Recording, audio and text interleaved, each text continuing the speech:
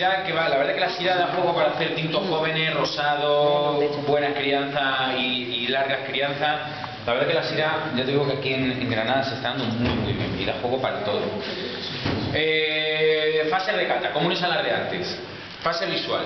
Habéis visto ya, cuando hemos servido el vino, el color que ha dejado en la copa. Eso es principalmente, aparte de por la variedad, que concentra mucho color, por granada. Esta diferencia de temperatura que hemos dicho entre el día y la noche anteriormente, aparte de alargar la maduración, una de las consecuencias directas es la concentración de color, que es un denominador común en los vinos de Granada, en la denominación de origen de vinos de Granada. Por eso comenté anteriormente que de aquí a unos años posiblemente sea fácil de distinguir un vino que sea de procedente de Granada y que además es síntoma de calidad, porque cuando buscamos un vino tinto lo que estamos buscando es esa potencia de color. Si volcamos un poquito la copa, ¿vale? Fijaos lo que se conoce como capa, ¿no? La intensidad colorante que tenemos desde el principio hacia el final. Estaba sucia la copa. La capa no es la lágrima, ¿no? No.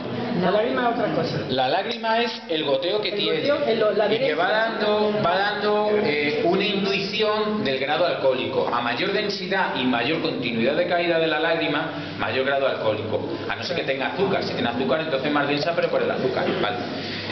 Y la capa es la capa, no, la capa es la cantidad de color que tiene desde el centro de la copa hacia el final, hacia los laterales. Cuando esa diferencia de color prácticamente no varía, ¿vale? Entonces es lo que conocemos como un vino tapado, un vino con una capa intensa, que además en un vino joven como el que estamos probando ahora mismo no es normal. Normalmente estamos acostumbrados a los vinos jóvenes, ¿vale? Mucho más ligeritos de color, y sin embargo aquí tenemos un vino con mucha intensidad colorante, ¿vale? Cierto.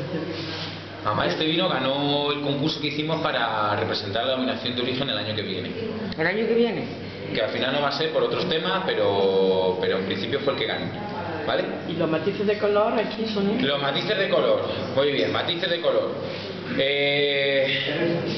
Sería un rojo picota, ¿vale? ¿Veis todavía las tonalidades algo violácea que tiene hacia los bordes, que recuerdan a la fruta, por no tener paso en barrica, ¿no? ¿Frambuesa?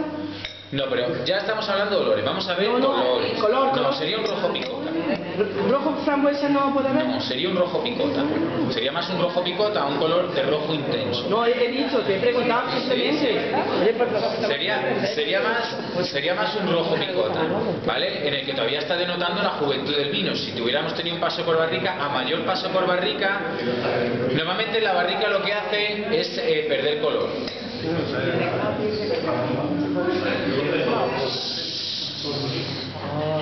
Qué ver, Los tintos en barrica, en esa polimerización, uno de los compuestos principalmente que polimerizan son los antocianos y los taninos, que van perdiendo ese color. Entonces, si tenemos un vino, como veremos luego, por ejemplo, es normal que nos encontremos el Almaráez, que ha tenido menos tiempo en barrica y sin embargo tiene menos intensidad de color, tiene menos capa que el Memento, porque hemos tenido un vino de partida más adecuado para esa crianza, y un vino mejor, con más capa, preveyendo esa caída en el Memento, ¿no? Porque además el Memento siempre va a lo mejor que tenemos, la mejor uva, la mejor barrica, lo mejor de lo mejor, el niño bonito de la casa. Entonces, lo que sí vamos a encontrar en Memento, por ejemplo, es que aunque tenga más capa, las tonalidades anaranjadas, las tonalidades teja hacia los bordes van a estar más marcadas que en el Almaráez, porque ha tenido el doble de crianza en barrica. Sin embargo, en este vino, esas tonalidades anaranjadas no los tenemos, ¿verdad? No tenemos esos colores arcillosos, o incluso que recuerdan un poquito ladrillo, no tenemos tonalidades anaranjadas porque no ha tenido una oxidación por paso de barrica. ¿Vale? Por lo bonito, este vino está, bueno, le falta la filtración, pero está ya clarificado, está prácticamente preparado para embotellar. Es un vino que ya está prácticamente terminado. Nariz, vamos a la nariz. El ejercicio igual que antes. Hacemos primero la copa parada y agitamos y me decís a qué huele. Igual que antes, a flores. A vainilla. Flores. No, ha ido muy bien. Flores, otro tipo de flores, ¿vale? Sí. Pero ha ido muy bien, acepta muy bien por la rama. Flores, porque la Syrah, el aroma que describe a la Syrah es la violeta. Típico ambientador de coche y tal, es ese aroma el que tiene. Y el que hemos buscado en este vino. O sea, en el caso de los vinos que van a tener, en el caso de los vinos En el caso de los vinos que van a tener crianza, la temperatura de fermentación es más elevada porque lo que vamos buscando es la extracción, ¿no? O sea, no es exactamente un proceso de cocido, que aquí se le dice que hierve el vino cuando arranca a fermentar por el burbujeo que produce el carbónico, pero al subir la temperatura también aumentamos la extracción de compuestos que van a ser luego buenos para el envejecimiento en barrica, pero perdemos aromas por esa subida de temperatura, ¿no? El aroma del vino es como el de una colonia. Tú cuando entras a un sitio que hace mucho calor, la colonia huele mucho, pero se te va enseguida, no dura, ¿no? Entonces, en el caso del vino, al subir esa temperatura, extraemos más cantidad de compuestos, pero perdemos aromas, que no importa, porque al tener, como va a ganar los de barrica, pues no importa tanto que se pierdan esos aromas. En el caso de este vino joven, lo fermentamos a una temperatura que no sobrepase los 22 grados, mucho más bajito, ¿vale? Aumentamos el tiempo de maceración prefermentativa, esa maceración de la que hemos hablado anteriormente en frío, para que extraiga mayor cantidad de aroma y que al final el vino lo que demuestre sean las características organolépticas y frutales de la fermentación. ¿Vale? Eso es lo que hemos hablado anteriormente, de que un vino joven no es un vino malo, es un vino que se ha hecho para ser un vino joven. Que obviamente la mayoría de los casos es un vino de menor precio, porque no hay que repercutirle el importe que supone la barrica, que cambia cada 5 años y que la más barata cuesta 300 euros, pero la más cara cuesta casi 1000. ¿Vale? Que cambia cada 5 años, que al final hay que repercutírsela en el precio final del producto. ¿Vale? Aparte, es un vino que lo hemos hecho en un mes y el otro tardamos 2 años. Más mano de obra, más tiempo parado, todo eso hay que... ¿En un mes se ha hecho este vino? En un mes. Contra, pues está muy bueno. Claro, porque es un vino joven, es un vino que no va a tener barrica, ¿vale? Esto no llega ni a crianza, ¿no? No tiene crianza. No llega, que no llega. Vale, hemos dicho, tiene la violeta muy bien como aroma principal, pero tiene mucho más. Sí. ¿Qué más huele? ¿Rosas? Es que ya estamos hablando del aroma floral anterior, que se puede la violeta, la rosa, bla, bla. Bueno, antes hemos hablado de flores blancas. No, pero en este caso. Ya. En este Bueno, pues caso. sí, en esa línea, ¿no? Huele frutos rojos, que es típico de la tempranillo. Fresa, frambuesa, pero sobre todo tiene olor, ¿os acordáis de la maloláctica que hemos hablado anteriormente? Sería un yogur de fresa, un yogur de frambuesa lo que huele. Un montón. Sí, sí, sí. ¿Verdad? Fresa, frambuesa. Sí. Fresa Pero sobre a todo. yogur, tiene esas notas lácteas, esas notas de yogur, no es una fresa, una frambuesa como fruto en sí, sino esas notas que aparecen como si fuera un Una yogur. nota final láctea, sí.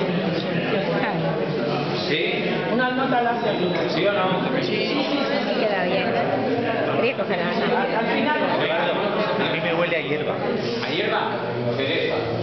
Cereza. A cereza también. Yo notas vegetales, Yo notas cereza vegetales no le veo. ¿Vale?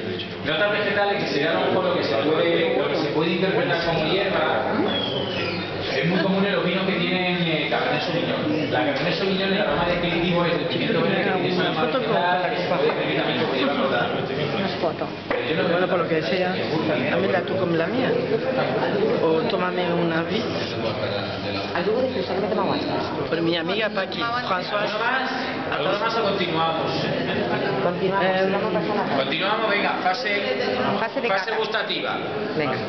Igual que antes, primero sensaciones táctiles y posteriormente aromas y sabores que vienen por vía retronasal.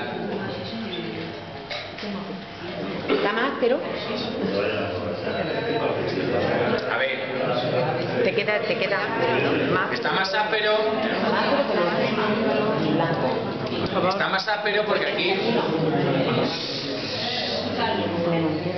está más áspero porque tenemos tanino, ¿de acuerdo? O sea, el tanino pertenece a la familia de los polifenoles que en el caso de los vinos blancos no tenemos. Entonces genera esa astringencia, ¿no? Esa pereza, ya que el tanino lo que hace es precipita las proteínas de la saliva y reseca, retira la saliva y por eso produce esa sensación de aspereza. Pero si os fijáis, es una sensación de aspereza suave por el proceso de elaboración, Sí. da sensación de carnosidad, pero ni se agarra a la encía ni al paladar, ni mucho menos, que sería una astringencia ya un poquito agresiva. En el caso de los vinos de barrica, esta astringencia va a ser mayor porque la necesitamos para que aguante bien el envejecimiento en barrica, y luego necesitamos ese proceso de botella para que lo redondee, ¿no? Para que madure ese tanino y para que al final quede un conjunto. Es un vino que tiene densidad también, ¿verdad? Bastante. Un vino que llena la boca. El tanino le aporta carnosidad, esa sensación casi de que se puede masticar, que buena, y además, fijaos la acidez cómo actúa sobre las glándulas salivares también y enjuga enseguida la boca, ¿no? Sí. La acidez lo que hace es producir o estimular las glándulas salivares, produce saliva y entonces enjuga el resto de la boca, ¿verdad? Y al final lo que queda es un todo. Cuando se habla de un vino redondo, es un vino en el que al final queda una armonía, queda un conjunto en el que todo está integrado, no hay aristas. Si tuviéramos una sensación sensación más pronunciada por encima de la otra, ya estaríamos hablando de un vino que tiene arista, que tiene algo que no concuerda a la perfección con el resto de sensaciones que produce el vino. Que yo creo que no es este caso, ¿vale? Si alguno, ya esto es cuestión de gusto, ¿vale? Y luego, sobre todo, fijaos las sensaciones. A mí en nariz, que me primaban fundamentalmente esos aromas florales de violeta, rosa y demás, de lo que hemos hablado anteriormente del Syrah. Sin embargo, por vía retronasal, a mí lo que me produce una mayor sensación son las frutas rojas, la fresa, la frambuesa, esas notas lácteas. A mí me prima mucho más en boca de lo que lo hacían en nariz, ¿no?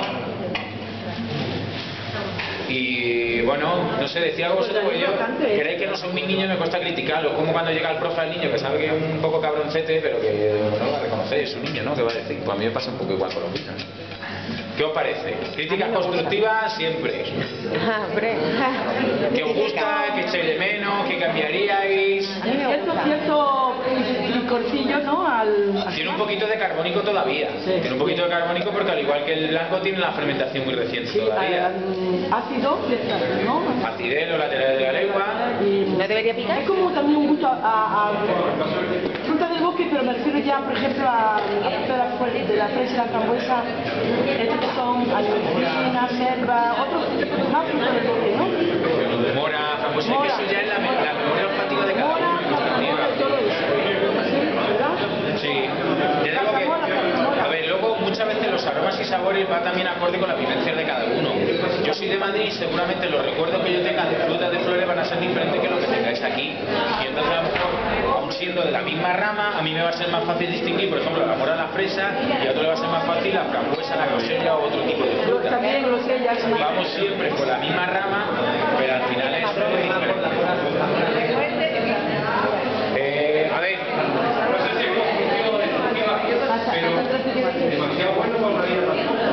para una vida tan corta, pero es que de aquí a un año ten en cuenta que las características que hemos conseguido por el proceso de elaboración duran lo que duran, ¿no? O sea, tú pruebas este vino Mencal, por ejemplo, o este vino que hemos probado ahora, tú te quedas con el recuerdo que tienes ahora mismo de él y lo pruebas a final de año y ya vas a decir, el vino está bueno, pero no es lo que fue. Pero porque es como cuando te compras un filete de ternera, si te lo comes en su momento no es igual que si te lo comes al otro día, ¿no? Pues esto al final es un alimento, porque no hay que olvidar que el vino tiene calidad de alimento y una única calidad. ¿Vale? Venga, ¿alguna cosilla más? Dos copas diarias, pensamiento. Vamos, de dos para arriba, ¿no? De dos para arriba. Bueno, a ver, para terminar, yo me despido, os dejo comiendo, porque no hay que olvidar que el vino para beber comiendo, que fue lo segundo que me enseñaron en la carrera, que lo disfrutéis, que espero que os haya gustado la bodega, porque ya sé que el vino lo conocéis. Y que compren. Y bueno, eso ya os lo dejo a vosotros. Yo lo hago y el tema comercial ya que se peleen un poquito los demás. Que le ha gustado que compren. Hombre, claro, que os ha gustado que compréis, por supuesto. Porque al final, si no compráis, dejaremos de hacer el vino. Porque esto no es gratis. ¿Vale? Yo quiero una copa, Ana. Y muchas gracias. Segundo, que más que me compro.